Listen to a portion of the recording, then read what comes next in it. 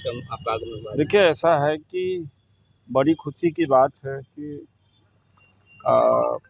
OBC का जाति जनगणना की जो बहुत पुरानी मांग थी, और जिसमें डोमा परिसंघ जो दलित ओबीसी माइनॉरिटी, इसके ऊपर 1 दिसंबर 2024 को रामलीला मैदान में रैली भी थी।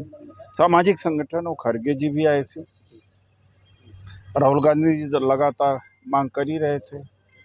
तमाम सामाजिक संगठन इसके लिए बहुत दिनों से संघर्ष करते रहे। तो अंत में मोदी सरकार ने घोषणा किया, बात को माना, और हम स्वागत करते हैं। लेकिन दबाव तो अंत में राहुल गांधी जी का रहा, तमाम सामाजिक संगठनों का रहा है। लेकिन जाति जनगणना की तारीख बताएं, और जाति जनगणना के समय जो आंकड़े उठाए जाएंगे, आंकड़े लिए जाएंगे, उसमें आंकड़े हर तरह के लिए जाने चाहिए कि कॉर्पोरेट सेक्टर में किस कम्युनिटी, किस जाति के लोग कहाँ कितनी भागीदारी रखते हैं, इन्वेस्टमेंट है, मीडिया में भागीदारी और इंडस्ट्रीज में और लैंड होल्डिंग में। तो इससे एक तस्वीर समाज की उभर करके आएगी। मैं तो जाति जनगणना इस तरह से समझता हूँ जैसे इंसान के शरीर का एक्सरे से पता लगता है रोग क्या है, तो सही जाति जनगणना अगर हो जाती है तो उससे ये पता लग जाएगा कि कहाँ पर पिछड़ापन है, कौन सा समाज को क्या और देना है, उसको कितना बढ़ाना है। इससे राष्ट्र को मजबूत होगा, खुशहाली होगी, राष्ट्र में समानता की ओर बढ़ेंगे। तो एक तो यह है। दूसरा, संविधान बचाने की कयावत तो चल ही रही है। ईवीएम को हटाया जाना चाहिए। ट्रंप ने भी कहा ईवीएम से चुनाव सही नहीं हो सकता। एलन मस्क ने कहा। तुलसी गाबार्ड जो अमेरिका की सिक्योरिटी एजेंसी की डायरेक्टर थी, वो भी था। और मुझे नहीं लगता कि अमेरिका और जापान से ज़्यादा टेक्नोलॉजी या एडवांसमेंट यहाँ के लोगों का होगा। और जब उनका मानना है कि ईवीएम से चुनाव सही नहीं हो सकता, इसमें हेराफेरी हो सकती है, तो ईवीएम से चुनाव होना चाहिए। अब जब जाति जनगणना हो रही तो आरक्षण की सीमा 50% से बढ़ानी ही पड़ेगी, वरना फिर फायदा क्या होगा। उस पर सरकार का क्या रवैया होता है। लेकिन अगर नहीं घोषणा करता तो उसके लिए भी संघर्ष जारी किया जाएगा, क्योंकि ये सीमा किसने निर्धारित की है। संविधान में कहीं सीमा निर्धारित नहीं है। ये MR बालाजी का केस है 1962 का, सुप्रीम कोर्ट ने उसने निर्धारित किया था। तो ये संवैधानिक नहीं है। तो 50 कांग्रेस की जीत मानते हैं जो जातिगत जनगणना की सरकार ने घोषणा किया है। इंडिया गठबंधन, सामाजिक कार्यकर्ता और कांग्रेस कुल मिला जुला है, कोई एक पार्टी का नहीं है, एक संगठन का नहीं है। जो बहुजन समाज है वहाँ से आवाज़ तो उठती ही रही, लेकिन हाँ, ये आवाज़ तब ज़्यादा बड़ी बनी है जब से राहुल जी ने कहा कि भले ही मेरा अपमान कर लो। अब संसद में जब उनका पूछा गया कि इनकी जाति क्या है, तो ठहाका लगाने लगे, कहा जितना गाली देना हो गाली दे दो। जो सबसे बड़ी बात राहुल गांधी जी ने एक बात कही थी कि जो दलित, पिछड़ों, आदिवासियों की बात करेगा उसको गाली खानी पड़ेगी, और मैं गाली खाने के लिए तैयार हूँ, खुशी से तैयार हूँ। ये संसद में कहा था।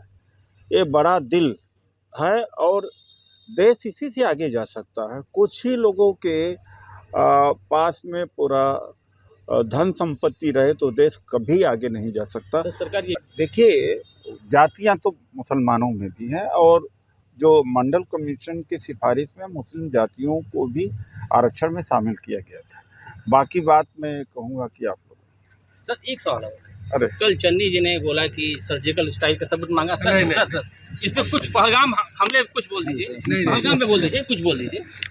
देखिए, ऐसा है कि कांग्रेस पार्टी की वर्किंग कमेटी 2 बार वर्किंग कमेटी हो गई, और ये तो मोदी जी को समझना, मोदी जी बड़े लकी हैं इस मामले में कि उनको बहुत ही सधा और जिम्मेदार विपक्ष मिला, कि विपक्ष एक स्वर से मोदी सरकार के साथ में खड़ा है और कह रहा है कि पाकिस्तान के खिलाफ कार्रवाई करिए।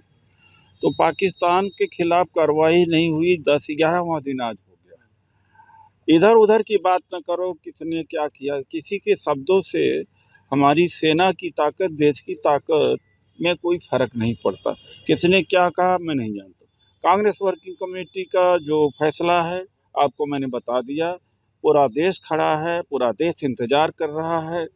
और दूसरी बात है, सर क्यों कर रही है, मतलब जैसे अब सरकार दे कर रही, लेकिन सरकार पता सरकार नहीं सरकार लगी हुई है क्या? सरकार यही एक बात, आपका सवाल बहुत ही कह सकते हैं कि सांदर्भिक है, रेलिवेंट है कि जब पूरा देश इस बात का इंतज़ार कर रहा था कि मोदी जी क्या सबक सिखाएंगे, अचानक जाति जनगणना की बात की घोषणा कर दी इन्होंने। एक दूसरी बात है कि भाव भंगिमा बनाने से, चेहरा बनाने से, भाषण देने से और सीसीएस की meeting, cabinet committee on security की मीटिंग बार बार दिखाना कि फ़ोटो हो रहा है। सरकार की तरफ से कोई बयान नहीं है, लेकिन फ़ोटो दिखाया जा रहा है। अमित शाह भाग करके फ़्लाइट पकड़ रहे हैं जैसे कि पाकिस्तान के ऊपर गोला दाग देंगे, और मोदी जी एकदम गुस्से में नज़र आ रहे हैं। गुस्से में नज़र आते हाँ, और जाकर के मिट्टी में मिला रहे हैं वहाँ बिहार से, चुनाव के रैली से। अरे आप पहलगाम तो चले गए होते। तो ये बात है। तो मैं यही कहूँगा, जो पार्टी की लाइन अगर मुझसे पूछ रहे हो तो यही है, और सारा अपोजिशन मोदी जी के साथ है। मोदी जी कुछ करें। पानी को रोकना सब जायज है जो रोक दिया? नल का पाइप है? नहीं, नल का पाइप है, रोकने में कितने साल लगेंगे। सिंध जो इस तरह से यहाँ की मीडिया कहती है पाकिस्तान प्यासा है और पानी उसका बंद कर दिया, वो कोई जल 5 या 6 नदियाँ मिलती हैं उसको। कितने डैम बनाने पड़ेंगे, कितना नहरें बनानी पड़ेगी, कितने साल लगेगा रोकने का। तो प्रचार तो ऐसे किया जा रहा है जैसे कि बिल्कुल प्यासा पाकिस्तान तड़पड़ा रहा है।